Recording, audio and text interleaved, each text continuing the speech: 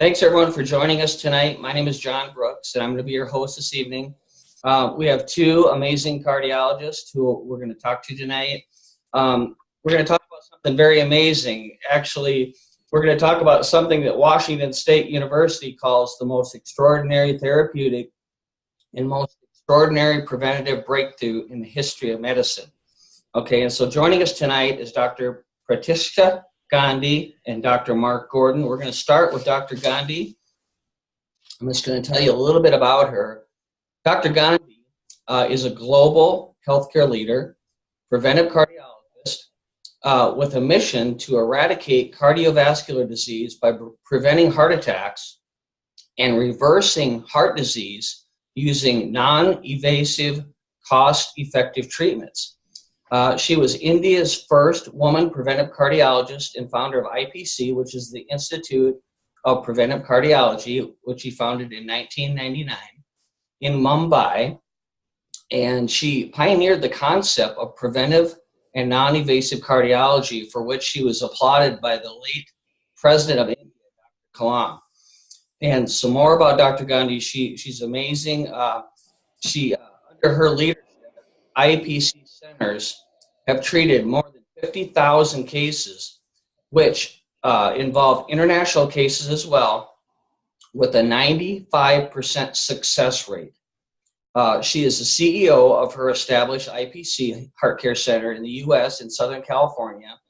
In 2016, the International Association of Cardiologists in New York recognized her as the leading physician of the world.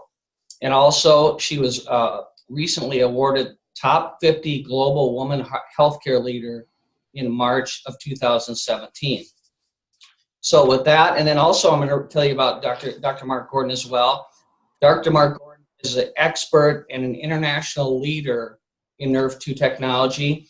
Dr. Gordon, FACC, is a board-certified cardiologist with 20 years of experience in cardiology. He completed his medical training at the University of Minnesota and participated in multiple pharmaceutical and medical device trials as a clinical cardiologist.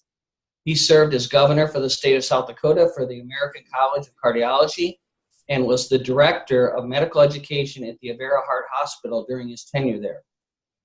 Dr. Gordon has always had an interest in preventative medicine and has completed a fellowship program in anti-aging and regenerative medicine through the American Academy of Anti-Aging Medicine and at the University of South Florida School of Medicine. He completed advanced training in metabolic cardiology through the Metabolic Medicine Institute through George Washington University School of Medicine. Mark's passion for prevention has fueled his desire to pursue a preventative and integrative cardiology clinic in the future. So with that, welcome Dr. Gandhi and Dr. Gordon. Thank you, John. Yeah. Okay, I'm going to start with questions. As global healthcare leaders in preventive cardiology, what advice, we'll start with Dr. Gandhi first, in preventive cardiology, what advice would you offer to people to prevent heart ailments? Yeah, first and foremost, welcome everybody. It's great to have you all on this show. I'm so fortunate and blessed that John Brooks and Dr. Gordon reached out to me for this amazing breakthrough which we're going to share today.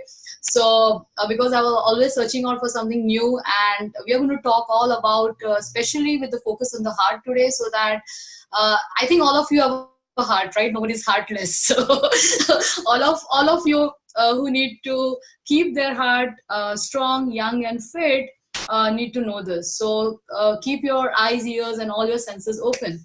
Now, coming back to that, why prevention is important. We all know that it is the number one, the heart disease is number one killer, and almost 40% of the deaths in the world are because of a heart problem. And since we are talking specifically to the US today, if you look right now, if you look, 725,000 people are getting heart attacks every year. It looks very small compared to the 343 or 350 million population what we have. But the point is that 69 million adults in US have got their heart age, which is 5 years older than what you are, right? So all of you check yourself, like what is your age and what is your heart inside, you know. You can go to cdc.gov, okay, which is the Center for Diseases Control, is a government website which educates you. So you can go and look at your heart age over there. So there is a calculator over there. So just go, and whenever, like after this, go and check yourself whether you are and your heart it's matching or it's older. Because as per the statistics, 50% of the men in US have got heart age 5 years more than what their age is, and almost 40% of the women, okay, and almost 75% of the heart attacks and strokes are caused, because of the risk factors who have got heart age which is older. So I think that we need to prevent now. All of you must have understood the importance of prevention, because I'm so proud of Dr. Mark here, because it takes real courage that as an interventional cardiologist, you know, like what he has been doing for last 20 years has been fixing heart attacks, you know. And today it's like a lot of glamour. You wear a mask, you're paid well, you're in a hospital, and you know, like people treat you, oh, you saved my life. But the point is that all the people in the community, that's what our goal is. We are reaching out to the people now in the community, that why you want to wait and reach a state of point where you are doing firefighting.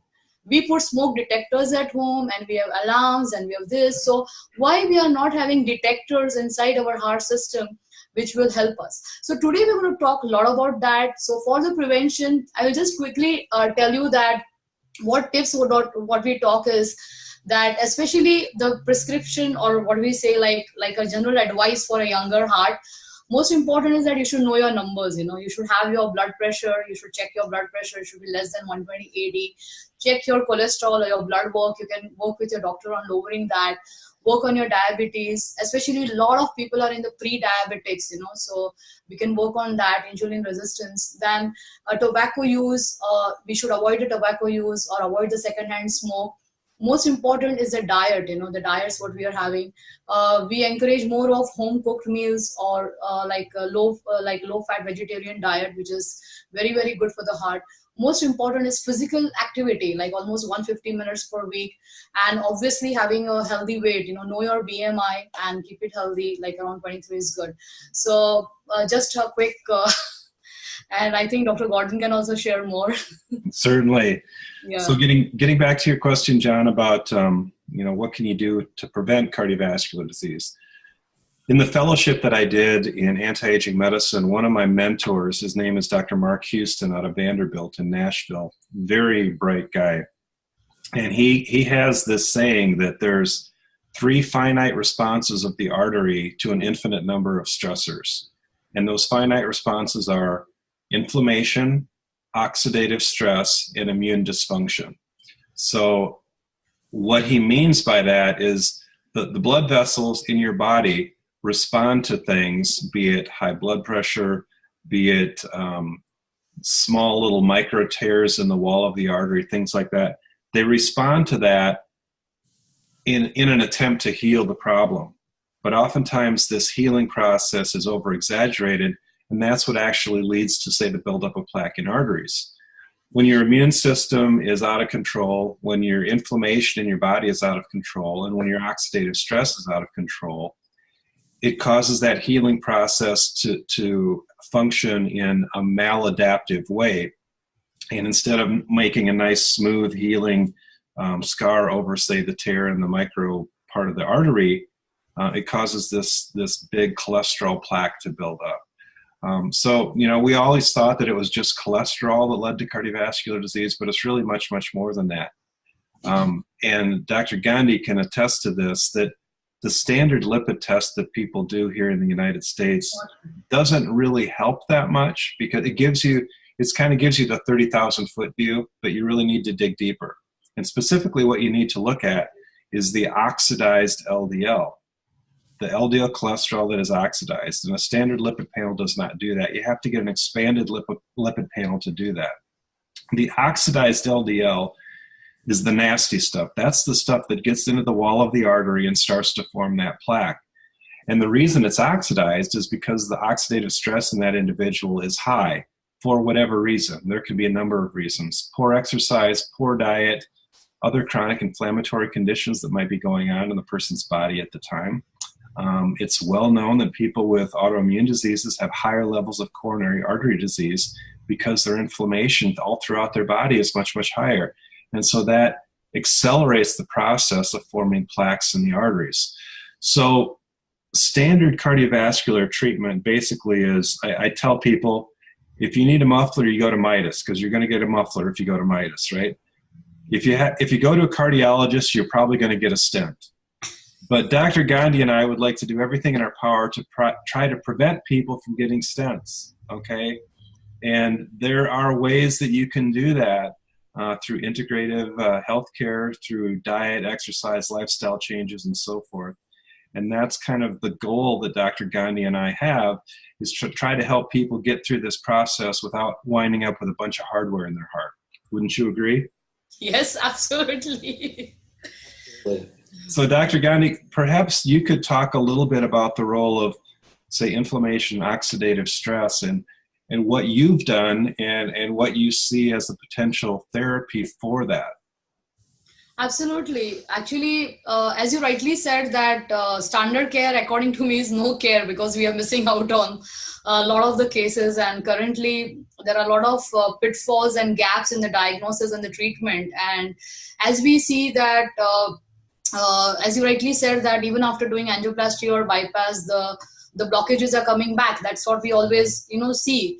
So because we are not able to go to the root cause, that is the inflammation and oxidative stress. And till now, I think all these years, we just knew that we have to eat right or exercise or diet and all that.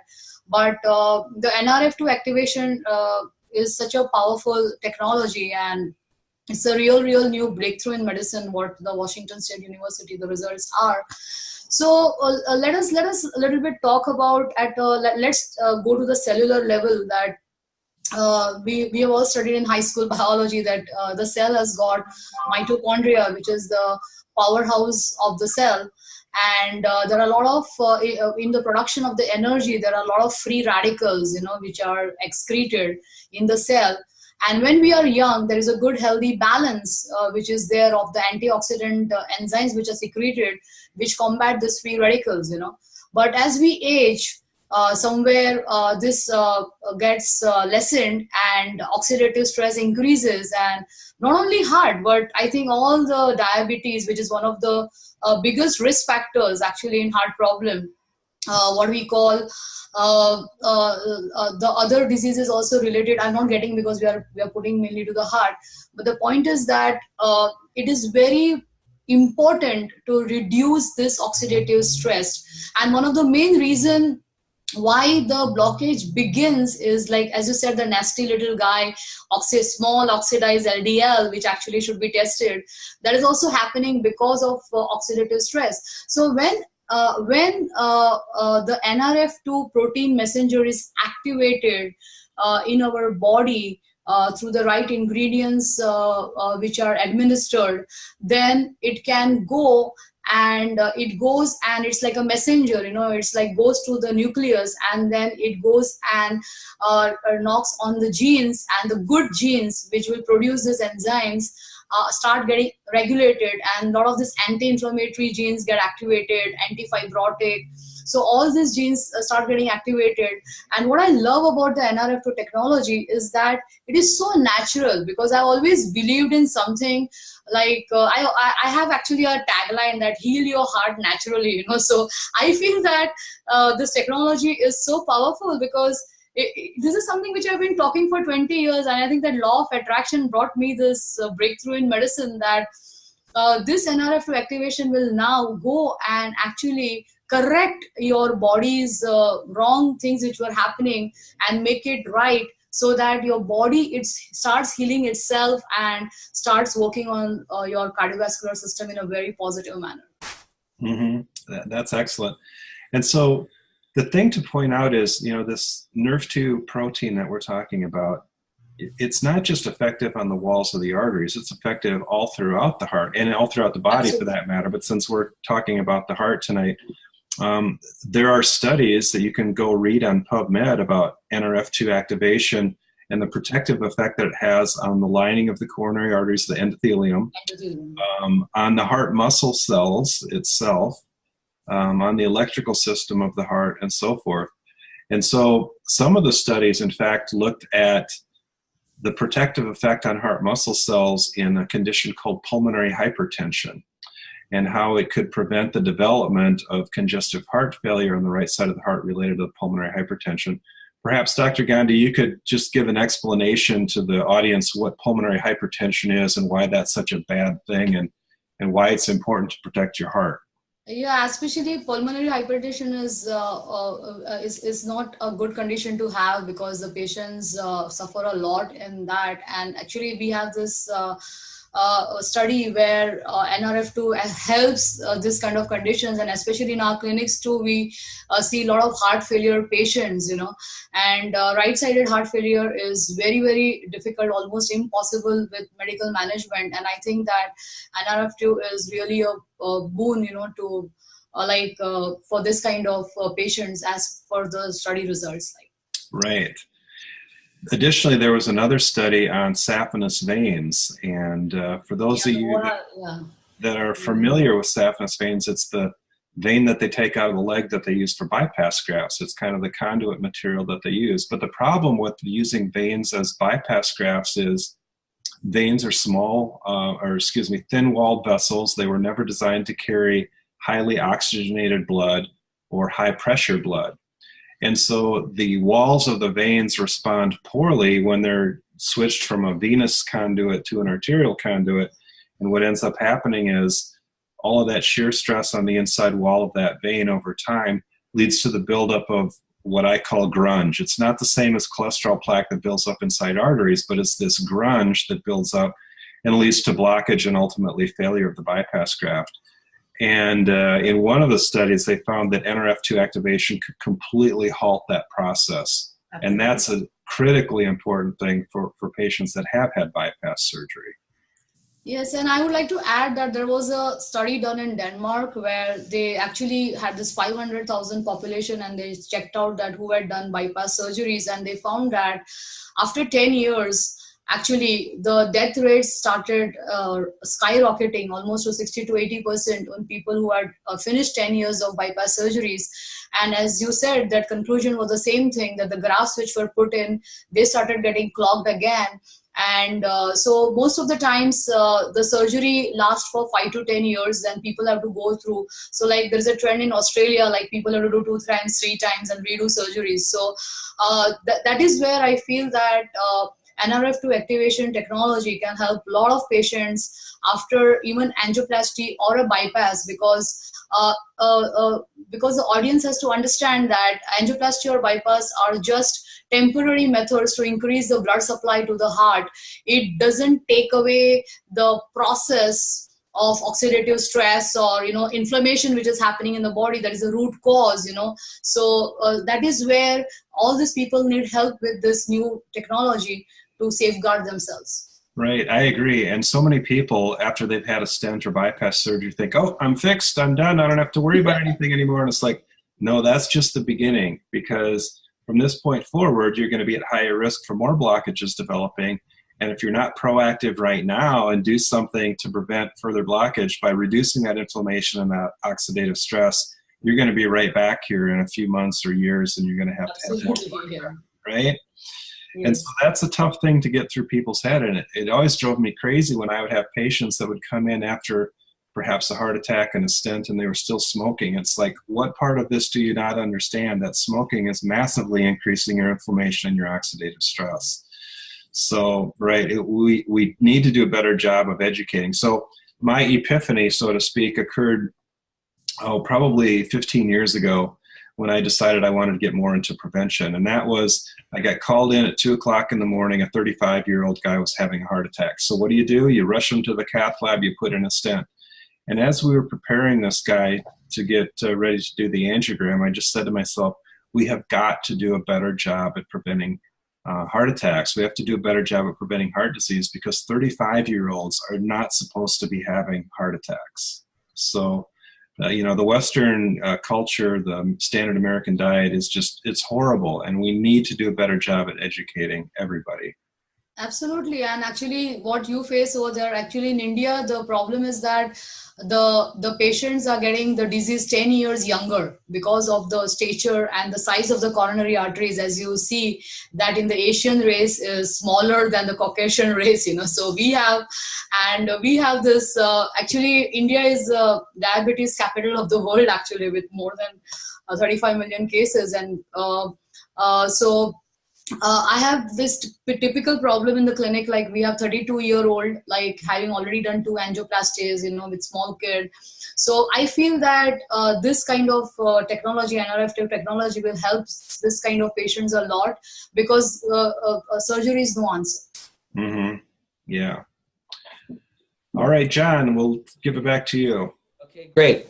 All right, next question, doctors. What are the pitfalls in current methods of diagnostic and treatment in cardiology, which has led to epidemic heart disease worldwide? Dr. Gordon, let's start with you on that. Well, first off, I touched on it with regard to the cholesterol testing. So many people do cholesterol testing, it's just a standard lipid profile where you get your LDL, HDL, triglycerides, and total cholesterol. And as I said, that's the 30,000-foot view. If you really want to get down to the nitty-gritty about what's going on, you do what's called an advanced lipid panel that looks at that small, dense LDL. It gives you an LDL particle number. It looks at the size of the HDL particles, which plays a role. It looks at some of the other lipid proteins as well, like ApoE, lipoprotein A, or Lp(a), things like that, all of which carry their own risk for cardiovascular disease. And if you don't check for that in a standard lipid panel, so many people come in with heart attacks and they said, well, gee, I had my cholesterol checked 6 months ago and my doc told me everything looked perfect. Well, if you look at the statistics of people that come in with a heart attack, over 50% of people that come in with a heart attack have what would be considered normal lipids. Normal cholesterol. Yeah. And so that doesn't really tell you the picture. The advanced lipid panel is one way to do that. But unfortunately, most insurance companies will not pay for that test to be done. And it's not cheap. It's anywhere from $300 to $500 to do that test. So that's a problem with our healthcare system in the United States, is they aren't interested in prevention. They aren't interested in spending the money on prevention. So lipid testing is one problem. Another problem is the best test to look to see if there's actually plaque in your artery is a coronary CT angiogram or a CAT scan of the heart, where they inject some dye into your vein in your arm. So it's non-invasive other than just having an IV. But that really tells you the amount of plaque, the amount of blockage, and so forth. And again, most insurance companies won't pay for that test either. They'll pay for a stress test, which has an accuracy in women of about 50% and in men about 65 to 70%. So it's wrong far too often, whereas a coronary CT angiogram accuracy is about 99%. So those are kind of my personal pet peeves about diagnostic testing in cardiovascular disease. It's as if the insurance companies haven't kept up with the technology. We, as preventive cardiologists, know what are the best tests to be done, but we can't get the insurance companies to cover them. And that's just a terribly frustrating position to be in. Because once we know what the actual breakdown, the nitty-gritty of their lipids are, then we can tailor a therapy specifically directed to that individual as to what's going to help get those lipid abnormalities corrected and in the right spot. And likewise, if you do a coronary CT angiogram on somebody, they may have a plaque that causes a 30% blockage, but that would never be detected on a stress test, even the best stress test in the world. So if you have a normal stress test and you have normal lipids, you might say, oh, my heart's fine, I don't have anything to worry about. And then 6 months later, you have a heart attack and you go, oh my gosh, what happened? Well, it was probably because that 30% plaque that was missed on your stress test ruptured, caused a complete blockage, and led to the heart attack. And so with the right type of testing, you can detect these things early, get them on a preventive protocol, and hopefully prevent that disastrous event down the road. And Dr. Gandhi, I know that you've had some interest with some other diagnostic testing maybe you can talk about. Yeah, sure. Uh, Dr. Gordon rightly said that the standard care is not adequate, and there are a lot of reimbursement issues. I have been working with a special test which is known as the pulse test, which is Medicare reimbursed here in United States, and it also gives you your heart age, and it also gives you a lot of information about the risk factor or getting the heart attack. What would be your risk in the coming 5 years, so it helps you to prepare better. So I work with Dr. Harrington, who is the co-inventor of this test. So there are interesting things out there, but like Dr. Mark, the usual problem is that for prevention, people are always like having lack of time or not willing to do, and that is the reason why we are doing the science webinars, because we really want to do our part best as doctors to reach out and share this information. I have been fortunate. I have done a lot of work with city coronary scan, because in India we can order CT scans, and because our outpatient practice is mainly cash, so it becomes very good. So I've been fortunate that I have been on the aggressive prevention side, and people have cooperated, and I have been able to detect people at early stages of the blockage. And the biggest myth which is there with the interventional cardiology, where Dr. Mark would agree, is that they always operate when the blockage is more than 70% and obstructive, because they say that lesser than that they can't do. But majority of the heart attacks are happening in blockages less than 70%, and I think that is the biggest pitfall, and that is the reason why we are getting 525,000 new cases, because cases are being missed, and people don't know, they don't have this knowledge. Then another major pitfall what I see is that, like, there was this Courage trial which has clearly shown actually that optimum medical therapy, if a patient is on a good medical management and cardiac rehab, then doesn't need, they compared with angioplasty who had done, they don't need the angioplasty if they do it. But the problem with the Americans is that they just want something to happen, something to be fixed. And I have actually met, in fact, a lot of cardiologists who don't want to do the procedures, but it's like people are just like, no, I'm paying my insurance, I'm paying this. Now I have a message that, okay, fine, your insurance is going to pay you everything, you don't have to do anything, but what is happening to your body? You're going and just like further rupturing the blockage and creating more inflammation and all those body mechanisms over there. So I think the mindset of the people have to change somewhere and come out of this kind of things that something needs to be fixed, and focus more on technologies like NRF2, early detection, and proper diagnostics, what Dr. Gordon and we shared, and go on more natural methods. And another treatment method which I have been working extensively has been EECP, which is Enhanced External Counterpulsation Therapy. So, which is also actually again US FDA approved, but unfortunately it is after bypass and angioplasty. But in India, I could do it in patients who wanted to avoid that. There is also amazing technology where you can open the collaterals of the heart naturally and increase the blood supply to the heart. So I think the message is very clear that bypass and angioplasty increase the blood supply to the heart. They do not there is no guarantee that you may not get a heart attack after doing that. So if you just do natural methods and then prevent yourself, I think there is a far better way of managing a heart problem than going through the standard methods of doing it. That's what is like I wish to share. Okay, great. John, back to you. Well, it's obvious that both of you doctors are passionate about prevention, and I want to ask about what is the new breakthrough in medical research, which according to many published things will actually revolutionize the field of preventive cardiology that you guys can elaborate on.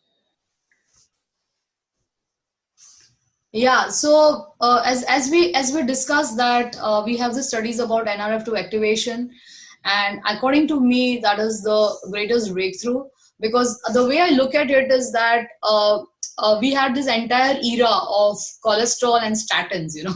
The statins started moving because we always could show some numbers that what is cholesterol, do a statin test, and then again, give statins and again see the numbers. So the same way, the latest breakthrough, which is the NRF2 activation, the studies have been done where you can measure oxidative stress before and after the NRF2 activation takes place in your body. After that, again, you can repeat and measure your oxidative stress, and it has been shown that it is possible now to lower your oxidative stress in a much more effective manner, faster manner, and which was never ever possible before in the history.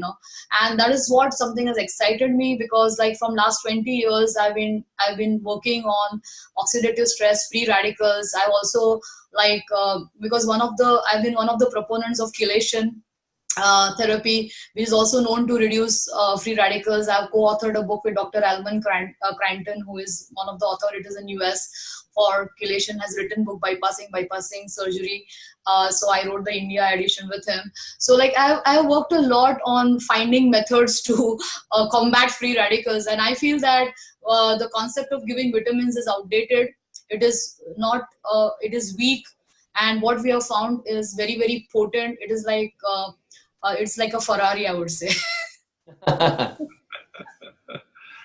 Yeah, one of the problems with the standard therapies in cardiovascular disease is they don't address the underlying problem, the thing that led to the plaque buildup in the first place. They treat the end result. And when I first heard about NRF2 activation, I was very intrigued because it was not something that I learned about in medical school or any of my advanced medical training. But it's because NRF2 was discovered in the mid-90s, and that's when the research really began. And now we're starting to get enough research behind NRF2 that we're beginning to realize what a huge role it has as far as prevention goes. And I think that's why Dr. Gandhi and I are so excited. So, when I first heard about NRF2, I said to myself, well, we've got the statin drugs for cholesterol, we've got plenty of blood pressure medications and so forth, but we don't have anything that gets to that root cause. We don't have anything that gets to the oxidative stress, yes, which is what causes the oxidation of the LDL, which causes the buildup of the plaque in the first place in the arteries. So wouldn't it be cool if we had a way that we could reduce that oxidative stress and reduce the likelihood of the LDL becoming oxidized and therefore leading to plaque formation and so forth?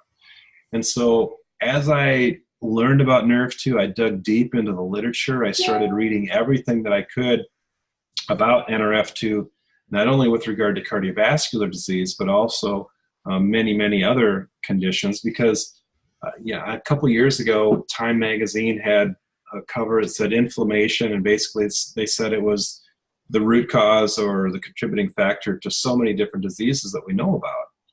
And if you look up oxidative stress, if you go to pubmed.gov and just type in the term oxidative stress, there's, something like 200,000 articles associating oxidative stress with just about every disease on earth that you can imagine.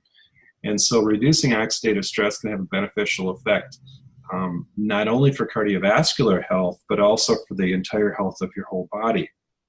And unfortunately, the diets that we all eat are not adequate. I know that many of us who are on this call try to stick to a very good plant-based diet. And I try to stick to a Mediterranean diet as much as I can. I'm not a vegan. I think Dr. Gandhi is. Are you? Yeah, almost. Almost. Okay. Well, I ate a lot of fish, a little bit of chicken. I cut out beef and pork this January 1st, and so I've been feeling better.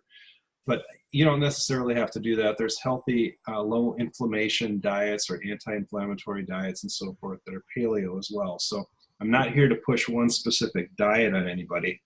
But I tell people, if we all lived in the Garden of Eden and ate just the foods that were there, none of us would need anything further as far as supplementation or activation goes. But the reality is we don't. And the food that we're exposed to has been sprayed with all sorts of pesticides and things that are endocrine disruptors and cause other problems with inflammation and oxidative stress. So we need an additional boost. We need an additional advantage that we can get by taking a plant-based supplement that can cause that NRF2 activation. And so when I started reading all the studies on this, I just got very excited and thought, this is something that we haven't tapped into. And now even the pharmaceutical companies are getting excited about it, and they're trying to basically recreate nature. We already have natural compounds that can activate NRF2, but they're trying to develop these synthetic compounds that do the same thing. And why is that? Well, because pharmaceutical companies have to develop a new unique chemical or unique compound so that they can patent it and then make all the money that they need to off the drug. So it's interesting that this technology started with a simple plant-based compound, and now it's advanced to the point where drug companies are utilizing that technology and that baseline information that we have on the plant-based compounds to develop their own drugs to treat a variety of different health conditions that are associated with oxidative stress. Great. I have one more question for time tonight, and if Dr. Gandhi and Dr. Gordon, if you would address this. Oxidative stress, as you mentioned, sounds like it's the root cause of many different health issues. When we grow up, our genes, if we look at our ancestors and look at different things, you know, it's kind of exciting. Sometimes it's not exciting to think that, hey, my mom or my dad had this disease or my grandparents had this disease, and guess what? It's coming down the pipe for me. How does this new technology with NRF2 affect your gene expression? Well, that's a great question. We talk a lot about this term called biohacking, and more specifically nutrigenetics or nutrigenomics, which is, if you break that word down, nutra means nutrition, genomics means genes. It's the effect that nutrition, the foods that we eat, the supplements that we take, it's the effect that that has on the expression of genes. So as you said, John, we're all born with a certain set of genes. Some people may have the genetic susceptibility to, say, have colon cancer.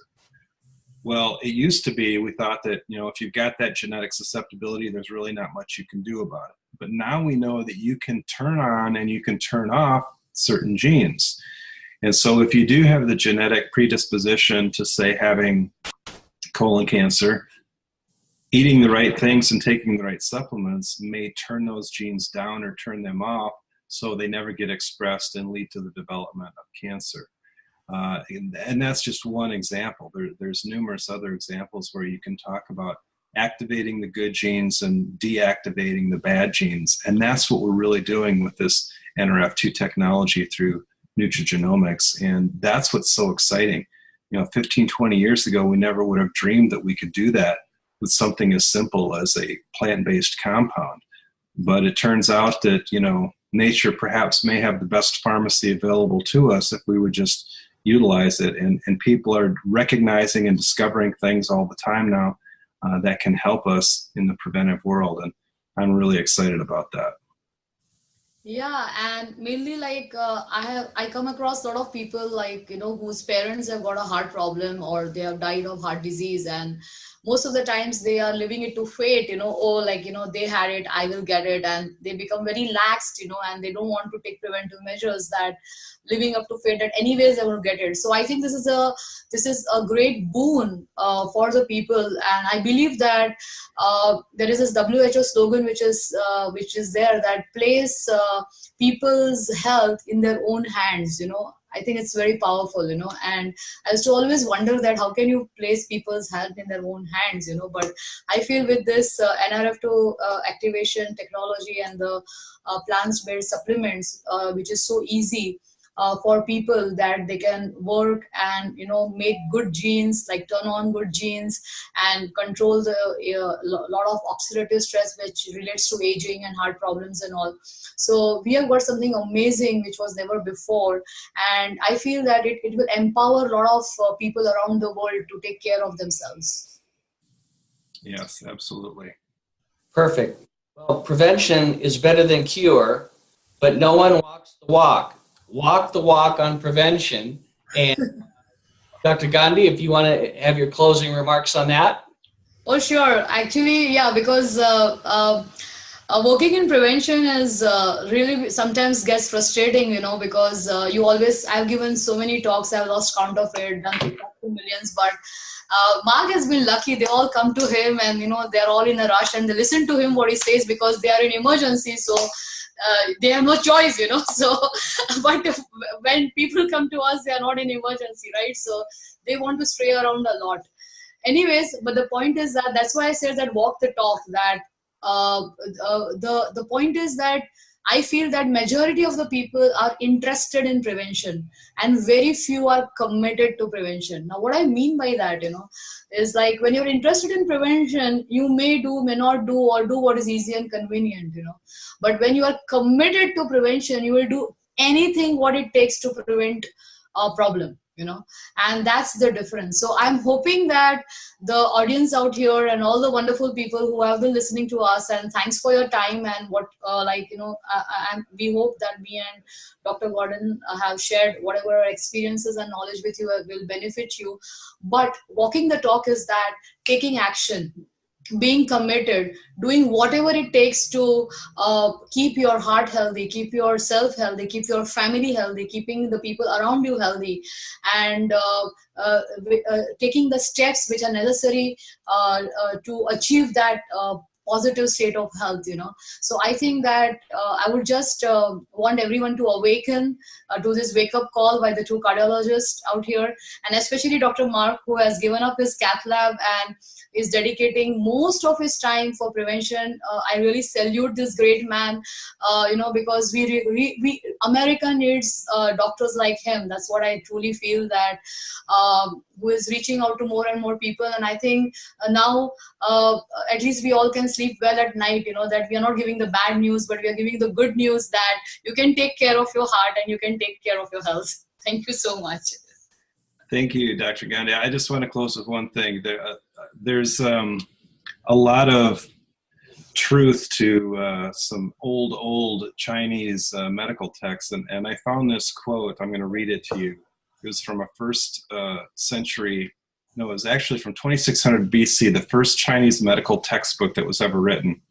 And here's what it said: superior doctors treat the disease, mediocre doctors treat the disease before evident, inferior doctors treat the full-blown disease. So is your doctor an inferior doctor, a mediocre doctor, or a superior doctor? That's the question you need to ask yourself. Wow, that's good. Yeah. Great. Well, I just want to say thank you for everyone for joining us tonight. Please get back to the person that invited you this evening on this webinar for more information. As Dr. Gandhi and Dr. Gordon mentioned, a major breakthrough, and we're very, very excited. Thank you for joining us tonight, and have a great evening. Thank you, everybody. Good night.